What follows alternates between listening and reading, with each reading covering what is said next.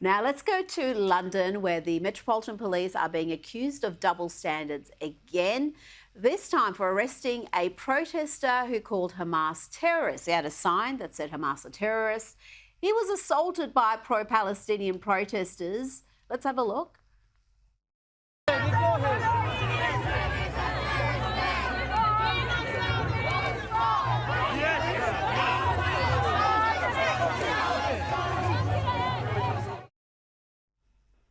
So we see the man there assaulted, manhandled, but what did the police do? They rush him away and then arrest him.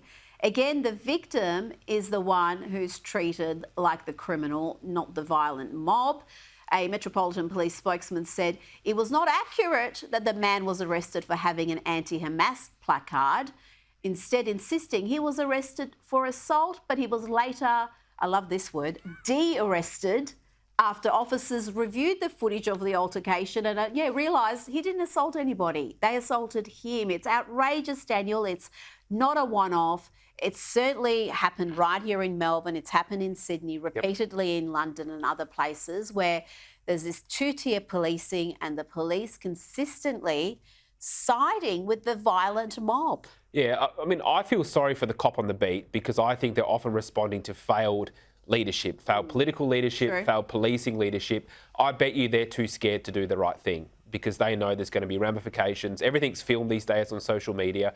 Everything's contorted. It's easier for them just to do the politically correct thing, as wrong as that is. And I think we saw that in Victoria with COVID, where a lot of the police who were going out there disrupting protesters, shutting down playgrounds, I don't think a lot of them believed it, but they were responding to failed leadership. And that's not a reason to go along with it. No. But I've got to say that they're probably trying to do the right thing. And this comes to the point where we need to have proper leadership. You said it rightly, a two-tiered system. It's political policing. The job of the police is to keep the community safe. That's the end of the story. If they're not doing that, then trust and confidence in police will go down. You'll start to see vigilantism. We don't want to go down that road, but you can understand why some people feel that they need to do that. Well, I think faith in the police force has been shaken through COVID and through these sort of incidents. And it's typically law-abiding citizens who are reassessing how they feel about the police, and you don't want that.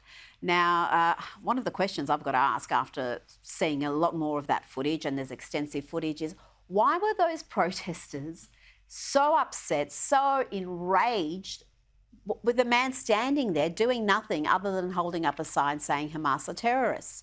I mean, are they pro-Palestinian protesters? Are they pro-Hamas protesters? Because I would have thought he could stand there peacefully and you go about protesting what you want to protest, unless you actually are upset by Hamas being called terrorists. Now, finally, the ABC grilled Energy Minister Chris Bowen on his government's nuclear energy ban on insiders. Have a look. Well, the market hasn't sorted out in any other country in the world. Every country in the world with nuclear has required massive transfers of taxpayer wealth to the nuclear constructors. Now, if we were to go down that road in Australia, we'd really be sending the signal that we're prepared to do that, that we are prepared to use taxpayers' money to subsidise the development of the nuclear industry, and we're not. Just in fairness, though, Minister, you do. I mean, the government's building Snowy 2.0. You have the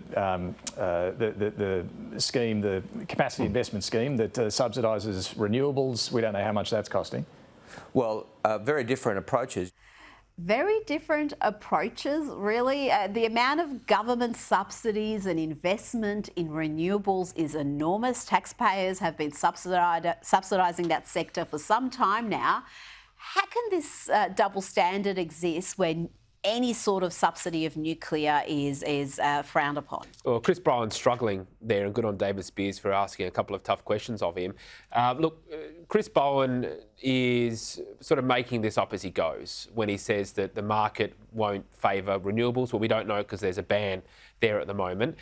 He's, I think, the first federal energy minister in a long time to oversee blackouts, which we had in Victoria.